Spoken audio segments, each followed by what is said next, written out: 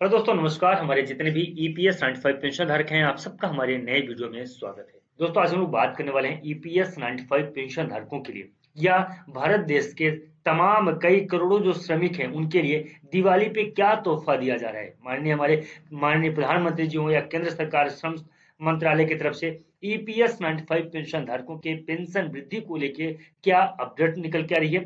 इस दिवाली क्या उनको तोहफा मिल रहा है।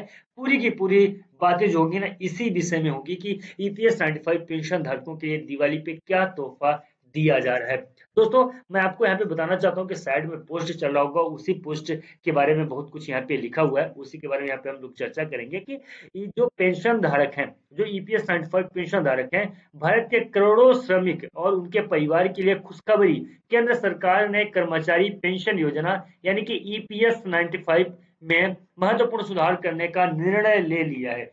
तो दोस्तों, ये अपडेट सामने निकल के आई है कि ईपीएस 95 पेंशन धारकों के पेंशन वृद्धि में सुधार करने का निर्णय आ चुका है। इस फैसले से देश भर के करीब 6.5 करोड़ पेंशनरों को बड़ी राहत मिलेगी। माननीय प्रधानमंत्री नरेंद्र मोदी जी के नेतृत्व में केंद्र सरकार ने इस योजना में कई महत्वपूर्ण बदलाव करने के प्रस्ताव को स्वीकार किया है। इस फैसले से लाखों पेंशन धारकों के जीवन में सुधार आने की उम्मीदें हैं। वो कौन कौन सी चीज है उनके ऊपर चर्चा कर लेते हैं थोड़ा सा।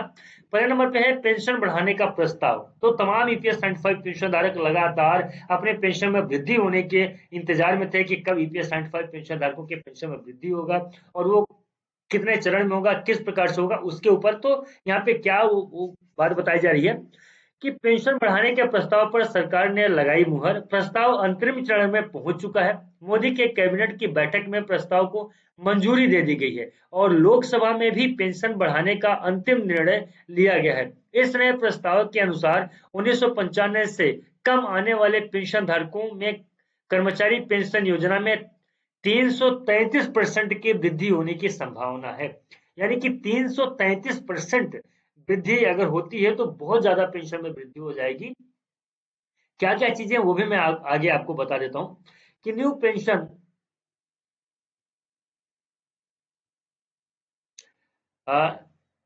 एक मिनट थोड़ा सा गड़बड़ हो गया। हाँ, ये रहा। न्यू पेंशन के इस नए प्रस्ताव के अनुसार कर्मचारी पेंशन योजना 1995 के तहत आने वाले पेंशन धारकों के लिए नई न्यूनतम पेंशन 7,500 होगी। यह राशि वर्तमान न्यूनतम पेंशन से काफी अच्छी होगी। जो भी मौजूदा समय में ईपीएस 95 पेंशन धारकों को पेंशन की राशि मिल रही है, उससे बहुत बढ़िया होगी। अगर 333% की न्यूनतम पेंशन में वृद्धि होती है तो वो पेंशन चला जाएगा 7,500 रुपए। और जो वर्तमान समय में ईपीएस 95 पेंशन धारकों को पेंशन की राशि, न्यूनतम पेंशन की राशि मिल रही है, उससे काफी अधिक होगा और बहुत ही बढ़िया होगा। यह पेंशन वृद्धि पेंशन धारकों के लिए वित्तीय स्थिरता प्रदान करेगी और उनके जीवन स्तर में सुधार करेगी। इसके अलावा इस न्यूनतम पेंशन में मुद्रास्फीति भत्ता यानी कि डीए भी शामिल होगा, जो पेंशन धारकों को अधिक वित्तीय सुरक्षा प्रदान करेगा। यानी कि जो ईपीएस 95 पेंशन धारकों की मूलभूत मांगे थी, उन मांगों को यहाँ पे मंजूर कर लिया गया है। इस पोस्ट के मुताबिक, इस पोस्ट में जो लिखा गया है कि ईपीएस 95 पेंशन धारकों के पेंशन में यहाँ से वृद्धि। आगे की अगर मैं बात करूं यहाँ पे कि पेंशन गिरने का नया तरीका, अब कौन सा फॉर्मूला यहाँ पे यूज किया जा रहा है पेंशन के गिरने का, उस पे क्या है कि नए प्रस्ताव के मुताबिक अब आखिरी सैलरी के आधार पर पेंशन वापस ली जा सकती है। इस पेंशन राशि बढ़ाने की संभावना है। उदाहरण के लिए यदि किसी कर्मचारी का अंतिम वेतन 15,000 है तो पेंशन 45,000 के आधार पर मापा जा सकता है, जिससे 15,000 की मासिक पेंशन मिल सकती है। पेंशन धारकों के लिए यह तरीका काफी ज्यादा फायदेमंद होने वाला है। यानी कि अब अगर 45,000 पेंशन वेतन है तो 15,000 रुपए तक की पेंशन राशि आ सकती है। यहाँ पे बताया गया है, जो सीलिंग की बात है, अंतरिम वेतन 15,000 रुपए अगर पेंशन के रूप में अनुसंधान में दिया गया है तो 45,000 रुपए तक उसकी सैलरी होगी। उसी के आधार पे मापा जा रहा है, जिसपे उनको 15,000 रुपए तक की मासिक पेंशन, 15,000 रुपए तक की मासिक पेंशन मिल सकती है। आगे का बात करते हैं कि एकदम दर कदम पेंशन वृद्धि क्या होगा। सरकार ने 3 चरणों में पेंशन वृद्धि लागू करने का निर्णय लिया है। अब देखिए, सरकार के द्वारा जो निर्णय लिया गया है कि पेंशन में किस प्रकार से वृद्धि होगी, तो टोटल 3 चरण है, जिसमें पेंशन धारकों की पेंशन में वृद्धि होगी। पहले चरण में 5,000, दूसरे चरण में 7,000 और तीसरे चरण में 9,000 रुपए तक पेंशन बढ़ाई जाएगी। इस चरण में वृद्धि से धीरे धीरे सरकार पर वित्तीय बोझ बढ़ेगा और पेंशन धारकों को भी अपनी आय में धीरे धीरे वृद्धि महसूस होगी। तो पहले चरण में जो है वो पेंशन धारकों को 7,000 रुपए 5,000 रुपए तक की पेंशन की राशि दी जाएगी। दूसरे चरण में 7,000 रुपए तक की और तीसरे चरण में 9,000 रुपए तक की पेंशन राशि दी जाएगी। इसमें दो चीजें होंगी। पहले नंबर की चीज है कि सरकार के ऊपर जो अतिरिक्त बोझ पड़ेगा, पेंशन में वृद्धि कर देते हैं तो जो अतिरिक्त बोझ पड़ेगा वो बड़ा धीरे धीरे पड़ेगा, उससे ज्यादा प्रॉब्लम नहीं होगी। और दूसरे नंबर पे है जो ईपीएस 75 पेंशन धारकों को भी धीरे धीरे उनके पेंशन में वृद्धि का जो तो धीरे धीरे महसूस होगा कि अब हमारी पेंशन वृद्धि हो रही है। अब बात करते हैं अतिरिक्त लाभ के लिए। नए प्रस्ताव के मुताबिक पेंशन धारकों को 58 साल की उम्र में पेंशन सहित अन्य लाभ दिए जाएंगे। इसका सबसे महत्वपूर्ण लाभ पेंशन धारकों को 2 बच्चों को 25 साल तक पेंशन का लाभ मिलेगा। यह निर्णय पेंशन धारकों के परिवार को दीर्घकालीन वित्तीय सुरक्षा प्रदान करने में भी सहायक होगा, मदद होगा। अब यहाँ पे क्या है, माननीय सुप्रीम कोर्ट के निर्देश क्या आए हैं? ये सभी बदलाव सुप्रीम कोर्ट के निर्देशों के अनुसार किए जा रहे हैं। कोर्ट ने उच्च सेवानिवृत्ति वेतन और न्यूनतम सेवानिवृत्ति वेतन को लेकर सकारात्मक निर्णय लेने के निर्देश दिए हैं।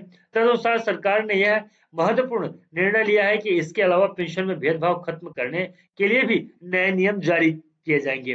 वित्त मंत्रालय और कर्मचारी भविष्य निधि संगठन की भी यहाँ पे भूमिका है। तो ये सारी चीजें माननीय सुप्रीम कोर्ट के देखरेख में है, यानी सुप्रीम कोर्ट के निर्णय के अनुसार किया जा रहा है। और इसमें जो महत्वपूर्ण, इसमें कुछ और बातें इसमें लिखी गई कि इसके अलावा पेंशन में भेदभाव खत्म करने के लिए भी नए नियम कानून बनाए जा रहे हैं। आइए और आगे बात करते हैं। इन सभी फैसलों से वित्त मंत्रालय और कर्मचारी भविष्य निधि संगठन यानी कि ईपीएफओ ने अहम भूमिका निभाई है। दोनों संगठनों की बैठक में पेंशन धारकों के लिए कई महत्वपूर्ण घोषणाएं की गई हैं। सुप्रीम कोर्ट के फैसले के अनुसार उन्हें उच्च सेवानिवृत्त वेतन और न्यूनतम सेवानिवृत्त वेतन में सकारात्मक भूमिका निभाई है। पेंशन बढ़ाने के लाभ क्या क्या है, अभी भी थोड़ा सा समझ लेते हैं कि सरकार पेंशन बढ़ा क्यों रही है, इससे क्या लाभ हो सकते हैं। इस नए प्रस्ताव से पेंशनर्स को मिलेगा फायदा। क्या क्या है? Finance security. देखिए, फाइनेंस सिक्योरिटी किस प्रकार से उनको मिलेगी कि अगर पेंशन धारकों को 7,500 रुपए की न्यूनतम पेंशन के साथ बेहतर वित्तीय सुरक्षा मिलेगी, यह उनके दैनिक जीवन को आसान बना देगा। और फाइनेंशियल जो अलाउंस दिया जाएगा उससे क्या है कि न्यूनतम पेंशन में महंगाई भत्ता शामिल होने से पेंशन धारक बढ़ेगी और कीमतों में गिरावट आएगी। पारिवारिक लाभ भी इससे मिलेगा कि पेंशन धारकों के 2 बच्चे 25 साल की पेंशन मिलेगी, उनके परिवार में दीर्घकालीन वित्तीय स्थिरता बनी रहेगी। निष्पक्ष पेंशन क्या है उसको भी आप देख लेते हैं कि निष्पक्ष पेंशन अंतरिम वेतन के आधार पर पेंशन की वापसी, हर पेंशन धारकों को उनके योगदान के अनुसार मिलेगी उचित पेंशन। धीरे धीरे वृद्धि 3 चरणों में पेंशन वृद्धि के साथ पेंशन धारकों को अपनी आय और तदनुसार वित्तीय नियोजन में क्रमिक वृद्धि दिखाई देगी। इस सभी सकारात्मक परिवर्तन के साथ साथ कुछ चुनौतियां भी हैं। इसमें बड़ी चुनौती है इस बढ़ी हुई पेंशन के लिए जरूरी फंड। सरकार को इस बढ़े हुए खर्च के लिए पर्याप्त धन देना होगा। इसके अलावा यह सुनिश्चित करना महत्वपूर्ण है कि इन नए नियमों को ठीक से लागू किया जाए, नहीं तो फिर धांधली जैसे बहुत जो तो बातें सामने निकल के आती हैं, तो ये भी आ सकता है यहाँ पे। भविष्य में सरकार को इस योजना का लाभ मूल्यांकन पर आवश्यकता बदलाव करने की आवश्यकता है। साथ ही पेंशन धारकों की जरूरतों को ध्यान में रखते हुए भविष्य में और सुधार करने की भी आवश्यकता पड़ सकती है और सुधार हो सकते हैं। कर्मचारी पेंशन योजना 1995 में इस परिवर्तन का निश्चित रूप से स्वागत है। इस फैसले से लाखों पेंशन धारकों के जीवन में सकारात्मक बदलाव आएंगी। बढ़ी हुई पेंशन, महंगाई भत्ता और पारिवारिक लाभ पेंशन धारकों की वित्तीय सुरक्षा प्रदान करेगा और उनके जीवन स्तर में सुधार होगा। हालांकि इस योजना के सफल कार्यान्वयन के लिए यह महत्वपूर्ण है कि इनके लिए सरकार, ईपीएफओ और अन्य संबंधित संगठनों को समन्वय में काम करने की जरूरत है। इसके अलावा भविष्य में सुधार के लिए लगातार अनुवर्ती और मूल्यांकन की भी आवश्यकता है। तो दोस्तों, इस पोस्ट के माध्यम से जो अभी हम लोगों ने देखा, पढ़ा, समझा, तो अगर 333% तक ईपीएस 75 पेंशन धारकों के पेंशन में वृद्धि और पेंशन में वृद्धि भी 3 चरणों में 5,000, 7,000 फिर 9,000 और धीरे धीरे करके बढ़ा जाएगी। सरकार के ऊपर अतिरिक्त बोझ तो पड़ेगा, लेकिन धीरे धीरे सरकार अगर उसका व्यवस्था करके दे देती है तो ईपीएस 75 पेंशन धारकों के लिए बड़ा लाभ वाला ये बात होगी और बहुत ज्यादा उनको फायदा इससे होगा। तो कुछ इस प्रकार की चीजें जो तो सामने निकल के आ रही है। अब इसमें कितने % की सच्चाई है, क्या सही क्या झूठ, ये बता पाना थोड़ा मुश्किल है, लेकिन मुझे कतई नहीं लगता है कि ये पोस्ट सही होगा या इस पोस्ट में सच्चाई होगी या इस प्रकार, अगर सरकार इस प्रकार से आदेश देती तो कहीं ना कहीं पारित हो सकता था और बहुत जल्दी इसको अमल में भी लाया जा सकता था। और हो भी सकता है कि भाई इस पे काम चल रहा हो, अंदर से खबर निकल के सामने आई है तो इसमें काम चल भी रहा हो, लेकिन इसकी पुष्टि जो तो नहीं की जा सकती है। लेकिन अगर यह सच है तो ईपीएस 95 पेंशन धारकों को बहुत बहुत लाभ मिलेगा और जिनके भी माध्यम से, जिन जिन संस्थाओं के माध्यम से काम हो रहे हैं उनको पूरे दिल से, हृदय की गहराइयों से और तमाम ईपीएस 95 पेंशन धारकों की तरफ से आपको बहुत बहुत धन्यवाद। बाकी इसकी, इस पे कितनी स्पष्टता है, कितना ये सही है गलत है, उसके ऊपर भी वीडियो लेके आएंगे, थोड़ा सा इसकी जांच पड़ताल हो जाए तो समझ में आता है कि क्या है क्या नहीं है। और जैसे भी कुछ भी अपडेट सामने निकल के आएगा तो उसकी जानकारी हमारे यूट्यूब चैनल के माध्यम से ही आप तक पहुंच जाएगी। फिलहाल दोस्तों आज के लिए बस इतना ही था।